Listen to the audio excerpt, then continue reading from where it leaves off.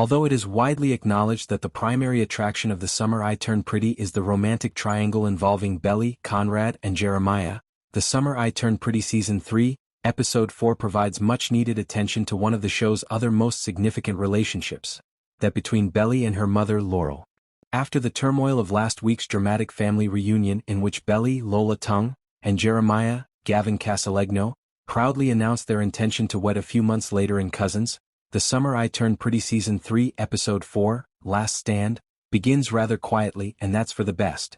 Although I felt sorry for Belly during this episode, I couldn't help but feel frustrated as well, because if everyone in your life is telling you that getting married now is ridiculous, doesn't that mean something?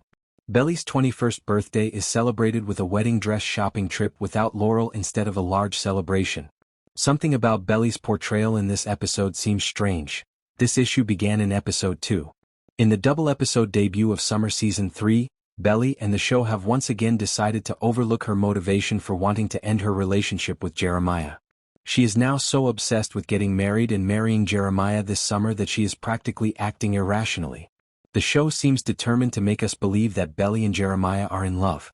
Their shared sequences have an odd sense of urgency and forced closeness, as though we should be cheering them on instead of speculating about her possible future with Conrad, Christopher Briney. Unfortunately, their scenes made my skepticism worse. It's difficult for me to grasp what the show is trying to accomplish here. Is it prepping us for Belly's shift toward Conrad, or does it want us to cheer for Jeremiah? The scene where Belly and Jeremiah are bidding each other farewell is where this is most brutally evident. Belly chooses not to travel to her study abroad course in Paris after telling him that she can't bear the idea of being apart from him for 5 days. Jeremiah concurs wholeheartedly. I nearly hurled my remote control across the room, and I'm not afraid to confess it. The fact that I don't think Lola Tongue and Gavin Casalegno get along doesn't help either. It's difficult for me to grasp what the show is trying to accomplish here. Is it prepping us for Belly's shift toward Conrad, or does it want us to cheer for Jeremiah? And if the latter, why has Belly hardly given Conrad any care or attention in the past few episodes? Fortunately, there was more to this episode than just Belly and Jeremiah's impending marriage. Additionally, it focused on Belly's relationship with her mother, and to a lesser degree Susanna, played by Rachel Blanchard. While I agree that Belly and Jeremiah's wedding plans are exaggerated and that there's no reason they can't wait at least another year until they graduate from college, I don't think Laurel, Jackie Chung, is entirely correct. Nevertheless, Chung's performance was genuinely powerful, and I'm happy to see this season giving her a meteor storyline. Belly has had 2 mothers throughout her life, but now she only has one, the practical, unromantic and much less involved mother who is much less invested in her daughter's relationship with Jeremiah Fisher. As Belly's romance with Jeremiah deepens, I find myself becoming more interested in the other relationships around her. We already know that Belly and Laurel have a complicated relationship, as evidenced by their argument in SIP Season 2. In addition, I doubt that Laurel ever thought Jeremiah would end up being her son-in-law. Did you notice the expression on her face when Jeremiah implied that? His use of Susanna's memories to justify their need for marriage really annoyed me, and I'm pleased Laurel pointed out that they would never really know what Susanna would have desired. The gap between Belly and Laurel after Susanna is depicted in this episode in a realistic manner. Belly's resistance is understandable, and the flashback scene made it clear how much Susanna's passing had distanced them from one another. It was a strong choice to use Fleetwood Mac's Landslide at that scene. Although we know they love each other, they are unable to comprehend one another. When Belly displays the debutante gown her mother purchased for her in Season 1, this is exquisitely highlighted. It was one of the few occasions when Belly believed her mother actually understood this older, more mature version of herself. Is there any chance they'll ever regain that? Perhaps I'm more interested in watching their relationship develop than I am in watching Belly and Jeremiah's relationship.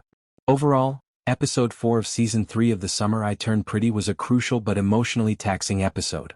I'm happy this part used Belly and Jeremiah's plans as a springboard to further examine one of The Summer I Turned Pretty's most intriguing supporting characters. As Belly's romance with Jeremiah progresses, I find myself becoming more interested in the various connections surrounding her. How will the Fisher-Conklin family respond when Belly, Lola Tongue, and Jeremiah, Gavin Casalegno, reveal their unexpected engagement? That is the focus of Last Supper, the 3rd episode of Season 3 of The Summer I Turned Pretty.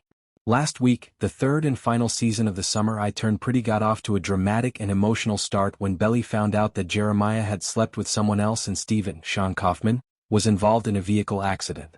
It makes sense that episode 3 is more subdued after such revelations, emphasizing character responses and self-reflection over establishing future story points.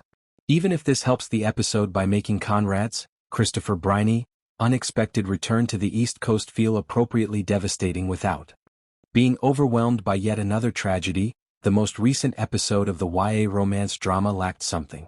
Why does Belly appear to have forgotten about Jeremiah's transgression all of a sudden? When Belly learned of Jeremiah's worst secret during the 2-episode debut of The Summer I Turned Pretty, she was understandably incensed. These scenes featured Tong's best acting to date. I could feel her heart ache and I felt sorry for her.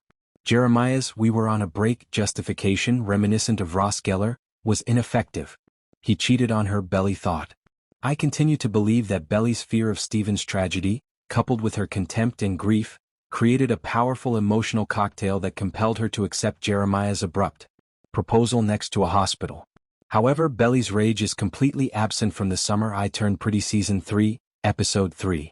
Belly's visage remains eerily neutral even after she is reminded of his infidelity by Taylor, Rain Spencer. Seeing Belly so affectionate and intimate with Jeremiah at such a young age was disturbing. I was unable to determine if Belly was genuinely choosing to move on from such a devastating incident so rapidly or if she was merely suppressing everything that had happened. In any case, seeing her so affectionate and intimate with Jeremiah so quickly was unnerving. Tong's body language shows no signs of reluctance. Even during the most embarrassing family supper ever, Belly leaps to Jeremiah's rescue. If Jeremiah ever will receive such grace, I'm not sure he does so yet. This episode felt different from the first two because I was expecting more of a split between him and Belly. Fortunately, however, the major family reveal went exactly as planned. The attention to detail in Last Supper is among my favorite aspects of the film. Even the simplest decisions have significance because founder Jenny Han started her career as a novelist. I was particularly struck by two in this episode. Though one needle-drop moment in Season 3, Episode 3 of The Summer I Turned Pretty was a deliciously subversive surprise, the music selections in the show have always had a deeper purpose. Please Please Please by Sabrina Carpenter plays over Belly's getting ready montage as she gets ready for Susanna's dedication ceremony, and her and Jeremiah's life-changing news. The song is about falling in love with someone that not everyone in your life approves of and wanting to keep the relationship going, but more importantly, protecting your pride in case it doesn't work out. Carpenter croons, "I know I have good judgment, I know I have good taste / it's funny and it's ironic that only I feel that way." It was really a great decision to play that specific song in the build-up to what we all know will be a huge family drama when Belly and Jeremiah announce their intention to be married. Does that imply that Belly already knows in her heart that she's on the wrong track? Will her connection with Jeremiah ever allow her to be honest with herself? A few minutes later in the restaurant, I saw another small thing that caught my attention. The most costly item on the menu, which costs $75, is ordered right away by Jeremiah and his father Adam, Tom Everett Scott, when Belly's mother Laurel, Jackie Chung, offers to pay for lunch. At the opposite end of the table, Conrad gets something considerably simpler, costing only $40, while Belly understandably side-eyes Adam and Jeremiah and orders a plain bowl of soup. As an aside, when Belly looks at the menu to examine the prices, you do need to pause the performance.